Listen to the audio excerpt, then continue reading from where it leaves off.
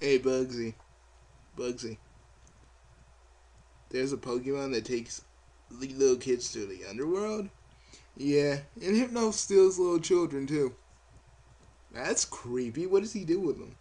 Well, there's a lot of creepy pasta things of what he does to them, but I suggest you don't look or you will get nightmares.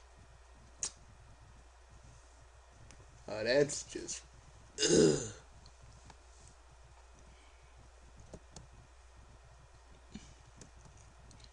Dude! Bugsy, we're gonna keep going with the science stuff. We can see all the cutscenes! Bugsy.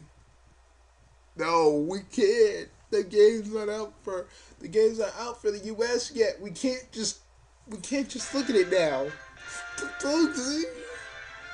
Bugsy, come on, man. You know you wanna see it. No, we can't. It's still one Saturday afternoon. We can't just look at it, man. You know you want to, Bugsy. You can't deny that.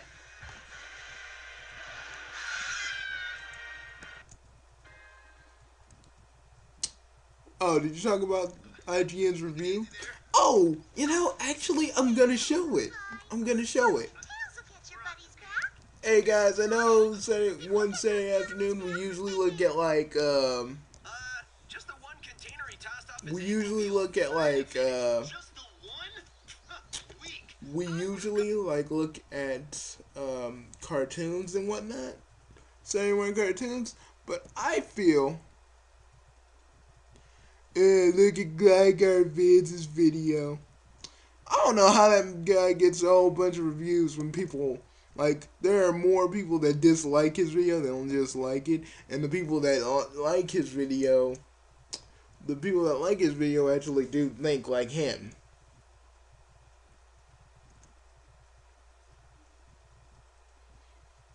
Alright, Bugsy, but you said you were never gonna, dude. I'm gonna do it. This Gagar Vids or Gilgar Vids or Gay Gizengard the Snizzensnar. Yeah. You know, I'm genuinely surprised with what Sega did with Sonic's Lost Worlds. Why? Because it's just so horrible. I mean, let me just See, that's the mark of a good Sonic game. If it makes you go like our vids, and any other idiots like you and say that they hate it, it's a good game. I seriously think you honestly get off on just messing with us about Sonic games. Yeah, he probably does.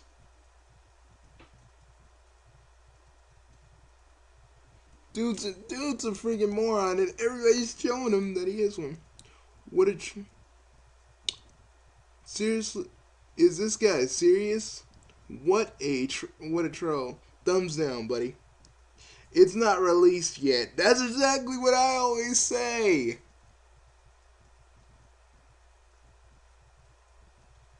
Oh, he says why the Sonic fanbase sucks. See, the thing about the Sonic fanbase, it can suck, but only because people like him are in it. He says he's done with Sonic. The guy says he doesn't like Sonic anymore, but why does he review it? Why does he review all these Sonic games? Just what? Just to prove a point? Just to see how many of us would get angry at him? You know, I'd be the first one to say it. People, don't watch this dude's videos. I've said it before, and I'll say it again. Because if we don't give a crap about his videos, I know this is still Saturday morning afternoon. I guess this isn't Saturday afternoon anymore. It's just me ranting and raving about Gligar vids, and I really need to stop doing that but I want to tell you guys, don't look at his videos anymore. Don't even try to give him comments. It just encourages him.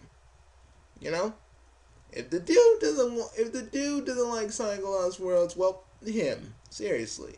because because honestly, if we all like it and he doesn't, and like most of them don't, like IGN, which I'm going to show you, he doesn't need he doesn't need our attention. He just gets the because I really think he gets the satisfaction. He gets the satisfaction on messing with us, and by saying how angry we are in the comments, he's always gonna be like, this game sucks, that game sucks, this game sucks, that game sucks. And we shouldn't let him do this. You know, we shouldn't let him do this. So, I'm just saying, guys, whenever you see a video of his, I say just don't do anything. Go somewhere. Or if you want to do a commentary, that's fine. But I'm saying we should stop. We should stop giving Sonic trolls like him any attention. Because that just, he just gets the satisfaction of seeing us all angry at him. Like he's some sort of rebel or something. When he's not.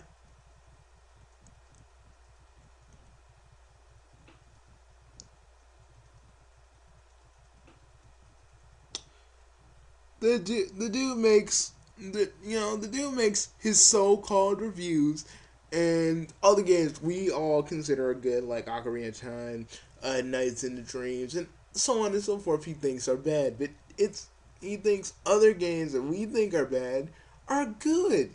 You see what he's trying to do? He's trying to goad us, and we shouldn't let him. And I want to say to freaking Gligar Vids, if you were any kind of gamer, if you really, really hate Sonic like you claim you do, you would stop. And I mean stop making videos on him and actually do videos you like, of games you like to do. See, that's the reason people hate you. You hate on Sonic. I don't know. You hate on Sonic for the simple fact of hating on him. Whether you're a former Sega employee or not. I mean, if you did get fired off of Sega for some reason, don't you think you distance yourself away from Sonic or anything Sega related, and do other games? Like you always say in your reviews, don't buy this game, buy this game. Do review one of those. God dang. People don't respect you because you do stuff like this. I don't think you do it for respect. You just do it for, you just want to do it for, you get, all you guys are mad. I hate, it really just bugs me how people on YouTube like you still exist. Alright? That's pretty much why. Because you don't do it to inform anybody. You just do it to just irk everybody. I'd say it's your opinion. You do what you do, but you do it to just make everybody ticked off at you, and that's the real point. That's the real point, and that's the real problem with you. You just do it to get everybody angry at you. Because, you think all of us Sonic fans are just sheep that buy the next game just because. No, if we see something fun in the game, we'll freaking play it. Unlike you. Like, I don't know, the feel of a new Sonic game once you play it, it's a kind of joy you feel when you play it. And I can't wait until, let me look. I got after this another week, and then on Tuesday I'm gonna get it, and I'm gonna play it, and I'm gonna review it, and I'm gonna show every last one of you freaking reviewers that give it a bad score. And I know IGN, you get bribed, and they didn't bribe you, they didn't slip you the cash.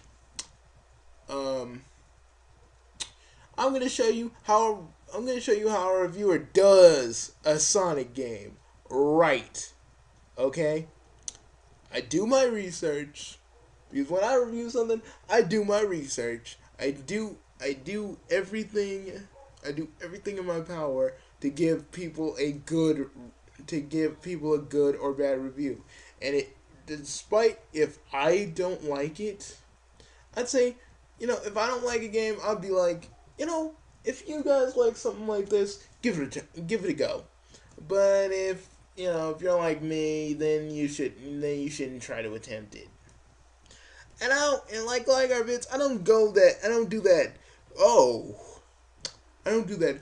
Oh, you don't want to buy this game? Buy this game. Yeah, it's stupid. Just a stupid kid that thinks he knows what he knows, or I don't know. He could be older, but I don't care. Shot one dude, God. and I was running low on ammo. I am. Popped another one. I'm sorry, guys. I'm on like I jumped fire in the water. today. I pressed the stab button. It was amazing. I was like, oh, I stabbed him in the water. It was just awesome. I'm sorry. I know it's like boom. It's like Boom of October on my channel, but uh, Get Second Assault first on Xbox. I'm sorry, and I probably will do something Sonic related for you guys.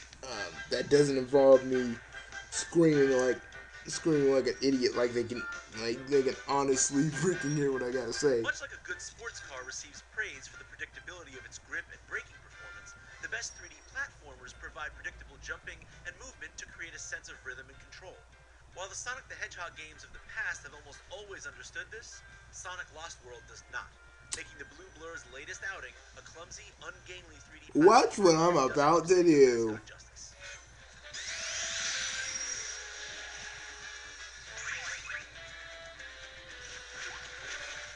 To its credit, Lost World does look the part. The frame rate is hard locked at a smooth 60, and the visual motifs of each distinct world feel appropriately Sonic.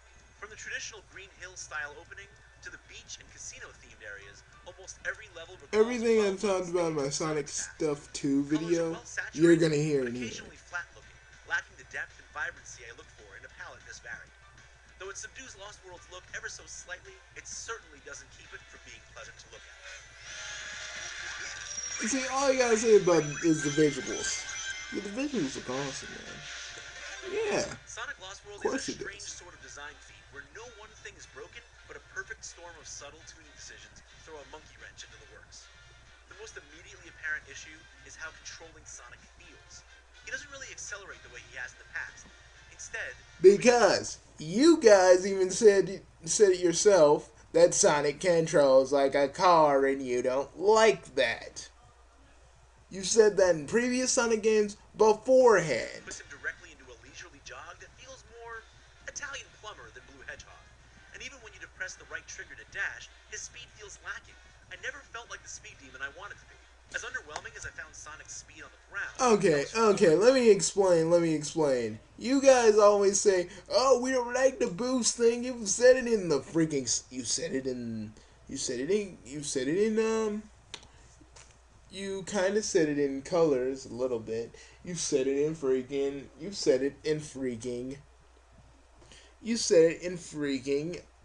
Generations. You've said it in freaking Sonic Unleashed, and yes, I've seen that one too. By how sharply it dropped off in midair. Leaps fall far short of what I expected based on my running speed, so I had to rely on the double jump, which returns here from Sonic Colors, to ford even the smallest looking gaps. Wall running is now a common way for Sonic to get around as well, but again, his speed here is painfully lacking. A new secondary lock-on attack has you homing in on foes and punting them forward to clear out their buddies, but whenever you use it, everything jerks to a halt, interrupting your flow of movement. At nearly every opportunity, Lost World got between me and the speed I craved. The Super Mario Galaxy-inspired level design. I don't know if it's the same dude that does these little Sonic reviews, but you guys don't like the speed, and I don't know if it's you that likes the speed and everybody else doesn't, but that's pretty much what they've said. Let's compound these problems. Sure, they open up some welcome possibilities for exploration, but inserting light puzzles and placing much of the 3D landscape on cylinders and spheres necessitates a bunch of lateral movement, which is directly at odds with my natural hedgehog instinct to speed towards the horizon. Even the 2D sections lack the rhythm and cohesion the franchise is known for. The same awkward jumping and sluggish movement carry over, exacerbated by the fact that Sonic has a tendency to wall run on any vertical surface he's near while airborne. Okay, I'll give you that. Scripted moments attempt to convey Sonic's speed, but these mostly amount to mini cutscenes that take control out of your hands. A handful of levels did manage to get out of my way long enough to build up some But I legitimate will say speed. every game For has the its most sheer part, I was stuck watching problems. Sonic go fast rather than making him go fast. Finally, the main villains put up some of the most boring fights in the series' history, while spouting winners like this. You know, I don't care how boring the boss fights are technically going to be, as that they so eloquently put it, because I'm gonna enjoy it. It's freaking characters that it's. You don't have to fight Eggman this time. You fight something new, and I like that. I like when they try to change it up. Like I've said, it's like whenever Sega tries something new with Sonic, you all feel like, oh, they should have gone back to this, gone back to that. But you all complain about the old stuff in the older Sonic games and put it on here. It's like in when they were doing the Sonic Generations, they talked about everything wrong with the Sonic franchise as they see it. Now, personally, I'm a Sonic fan, and I will literally tell you all one thing: stop your freaking complaining and just enjoy the game. Every game has its problems. I'll admit that. Every game has a bug or two. But it doesn't stop you from. It shouldn't stop you from enjoying it. I mean, yeah, some of the games that Angry Joe plays, yeah, you can't look over it. But with Sonic, you kinda can, because some are just little tiny bugs. And mostly, since the Wii U keeps getting updates, those bugs that they talk about can easily be fixed. Something those freaking yahoos at IGN can't possibly do. And I don't care. I'll call them whatever I want, because they don't know how to review a proper game correctly. See, you can do it the IGN way and keep bashing on the game for little reasons and make them bigger. Or you can do what I've always done and, say how you feel about the game personally, and then say, hey, you should buy this, or this might be worth your money, or if it's not, try, if it's not, it's probably not for you. Slowly and uncontrollably across narrow ledges is the exact opposite of fun.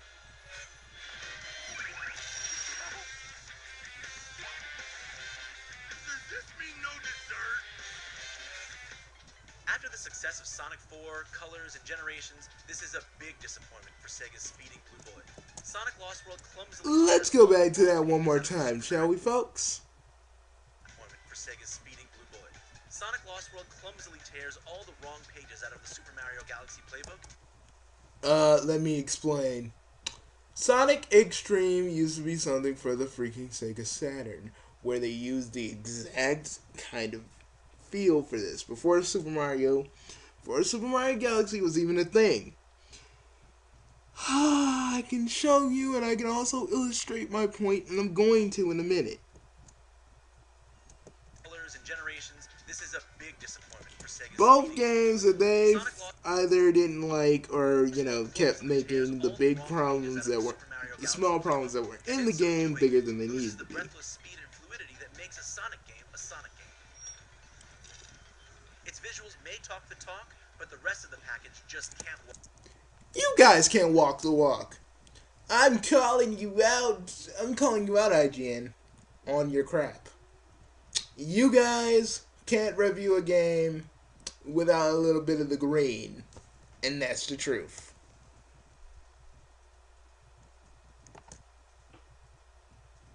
So, people, before I actually start with the rest of One Saturday Afternoon, because I actually have one part, and I didn't know I'd be doing this. I thought I would be doing another little Saturday morning cartoon we can all sit back and watch, and everybody else is pretty busy right busy for a minute, so I decided, hey, before I do, but I guess I decided, hey, before, okay. First it was called Sonic X-treme, then first it was called Sonic Mars, and then they changed it to Sonic X-treme, then it went through a whole bunch of changes. But I'm going to show you a little bit of the footage from Sonic X-treme.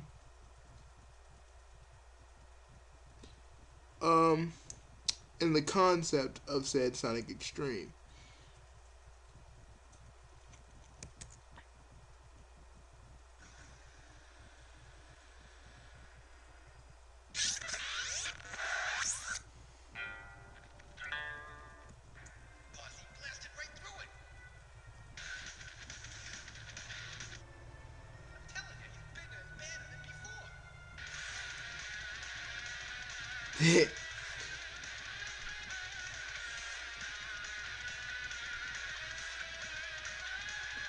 Look, people.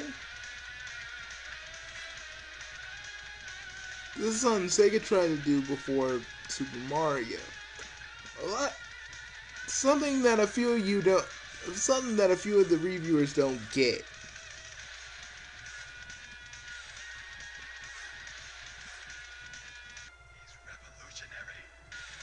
See, look at the gameplay footage of Sonic X-treme.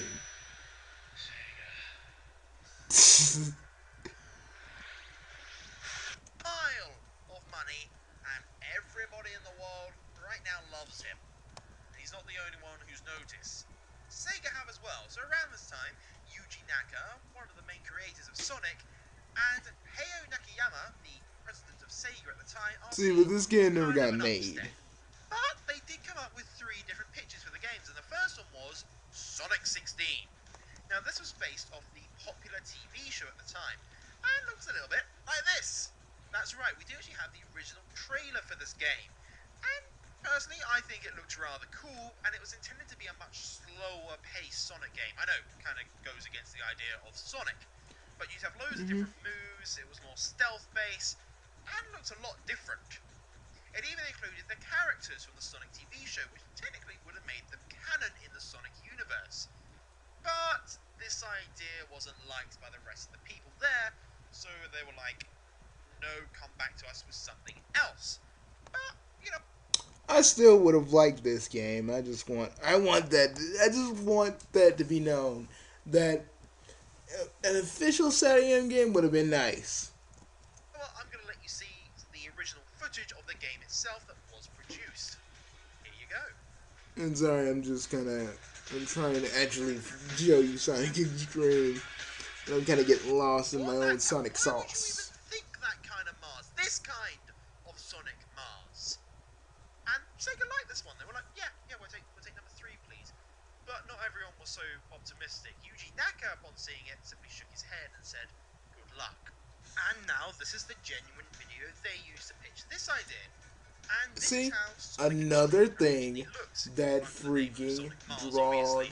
from the And I'd like to point idea out, this was running on the Mega that Drive Lost Worlds 32X. kind of goes by. And it's kind of friggin' cool. It's 3D. It doesn't look great, but it's still 3D.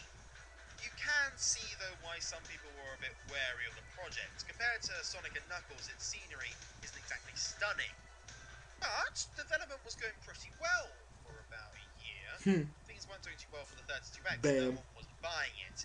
And then, due to internal disputes, the lead designer of the project decided that they were going to quit. Which of course meant that Sonic X-treme now had no one in charge. But do not fret, for enter Chris Sen! Now Chris Sen had worked on previous products like Battle Cars and Comic Zone, but this was the first time he was put in charge of a project. Although he was under the impression it was going to be a temporary position until they got someone more, experienced. But he was left in charge the whole time. One of the first things he and his team did was get rid of the Sonic TV show idea that was still being considered for Sonic Mars due to lack of popularity with the dev team. And I say, this is the reason why we never got a freaking Sonic SAM game. They also then thought, we should probably take it off the 32X. Maybe because they noticed how stupid it looked, but probably more because Sega was just about to announce announced their new console, the Sega something. See, not even Sega, but Sega was like, no thank you. And they had to get rid of everything again to port it over to the Sega Saturn. So, once again, everything they'd done had to be scrapped. Sonic Cool, and at one point, this was being considered as the bonus game for Sonic 3D Blast, but in the end they went for the traditional Sonic 2 running down a big long winding tunnel idea instead. The idea was, as Sonic, you knocked balls into various holes and you'd win a Chaos Emerald at the end. This idea fell through. Sega didn't like it, and, well, as you know, it never came out. There were some things reused from it though. For example, the tiles on the floor of the Sonic Egyptian stage can actually be found in Sonic R. And I would think it's highly likely that some of the ideas from this game were eventually incorporated into Sonic X-treme. But either way, the game, like the previous version of Sonic X-treme, was scrapped. Now remember how Sonic Team were already split to go back to Japan? Well, they were splitting again! But this time supposedly as a good thing. You see, well, let's call them Team A and Team B. Team A was going to tackle the main gameplay levels and was run by Chris Sen and Alpha Alon. Team B was run by programmer Chris Coffin, and he was going to tackle the boss encounters using a 32X engine that then carried over. Meanwhile, a man named Mike Wallace was going to look over both teams to make sure everything was okay, and this was supposed to make things easier. But then loads of smaller teams started appearing. I bet you there's an alternate universe where they actually did the Saturn Sonic game alongside the main Sonic games. The communication just broke down. It was a mess, and it was only going to get worse. So in the next episode, or from console to console, we're going to look at the characters they scrapped, the different game mode styles they scrapped, the different versions of the game they scrapped, and the 7 different storylines of this one game. So, people, that and a whole but it proves about 3 of my points. That every Sonic game that's scrapped sometimes can find their way into different Sonic games. Like I said. And like I said, it tried to do something.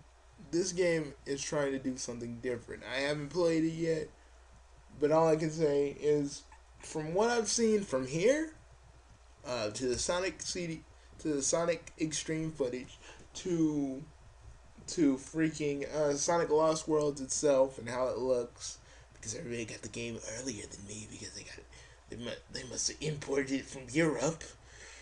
I'm not mad about that, by the way.